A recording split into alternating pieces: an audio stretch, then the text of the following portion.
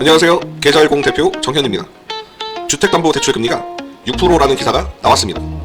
다들 이제 부동산은 끝났네, 폭락할 때까지 기다리자 라고들 말씀하십니다. 근데 많이 들어보지 않았나요? 자, 금리를 올리면 소비를 줄이고 저축을 늘립니다. 부동산 가격은 대출 부담 때문에 내려갑니다. 아무도 안 사겠죠?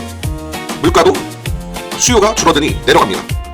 근데 지금 금리를 올리고 있는데 벌어지는 현실은 금리가 높은데 공사비가 올라가고 있습니다. 신축 분양가는 계속 오르고 있고요. 인건비 자재비도 폭등하면서 오르고 있습니다. 보시다시피 원래는 집값이 내려가야 하는 게 정상인데 지금 현실은 어떻습니까? 계속 올라가고 있습니다. 이제 신축 아파트 가격은 쉽게 내려가지 못하는 구조가 되었습니다.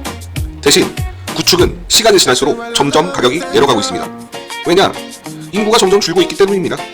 우리 지방에서 평당 1,000만원짜리 신축 아파트 과연 다시 나올 수 있을까요? 인건비와 자재비가 이렇게 올랐는데 건설회사가 옛날 가격으로 집을 짓는 게 과연 가능할까요? 지금 신축 가격이 안 내려가는 건 짓는 비용 자체가 올랐기 때문입니다. 금리가 올라서 은행 이자 받는다고 좋아할 때가 아닙니다. 짜장면 오르는 가격 속도가 은행 금리보다 훨씬 더 빠르기 때문입니다. 물가 폭락만 기다리다가 나중에 깡통 현금을 들고 후회하게 되는 건 아닐까요? 자, 그래프를 보세요. 현재 금리 6%, 과연 더 오를까요?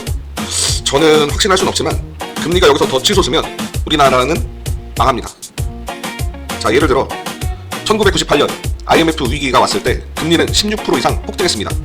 하지만 침체된 경기를 살리기 위해서 금리를 한 자릿수로 낮췄죠. 2008년 글로벌 금융위기 때도 마찬가지였습니다. 리먼 브라더스 사태로 금리가 5에서 6%대로 올라갔지만 전 세계적인 경기 불황을 막기 위해 곧바로 제로금리 수준까지 파격적으로 인하하며 돈을 풀었습니다.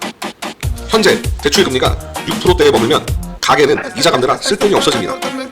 소비가 죽으면 기업 매출이 줄고 결국 국가 경제 전체가 멈추는 스태그플레이션 공포가 커지겠죠. 현재의 6% 금리는 가계와 자영업자가 버틸 수 없는 심리적 경제적 마지노선에 가깝습니다. 그렇기 때문에 정부 입장도 방치할 수 없는 수치로 인식을 하고 있겠죠. 지금 경제는 정상이 아닙니다. 미쳤습니다.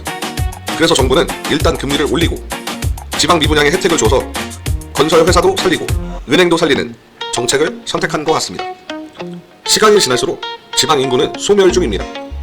신축으로 모이는 게 당연하고 구축은 점점 버려지는 게 지금의 현실입니다. 금리가 내려오고 시장이 다시 돌아올 때 그때 가서 그때 살 걸 하면 이미 늦지 않을까요? 정부가 판을 깔아준 지금이 여러분에게는 최고의 기회가 아닐까요? 6% 이자는 나중에 조절할 수 있어도 한 번 오른 분양가는 쉽게 내려오지 않는 게 현실입니다. 5년 뒤 금리가 내려갔을 때 나는 그때 부의 흐름을 잘 탔구나 라고 웃을 수 있는 선택, 여러분은 어떻게 생각하시나요? 계좌10이 그 고민을 함께 하겠습니다. 지금 바로 전화 주세요. 물론 군산의 한해서입니다. 다른 지방도 마찬가지겠지만 그래도 궁금하시면 전화 주세요. 감사합니다. 구독과 클릭.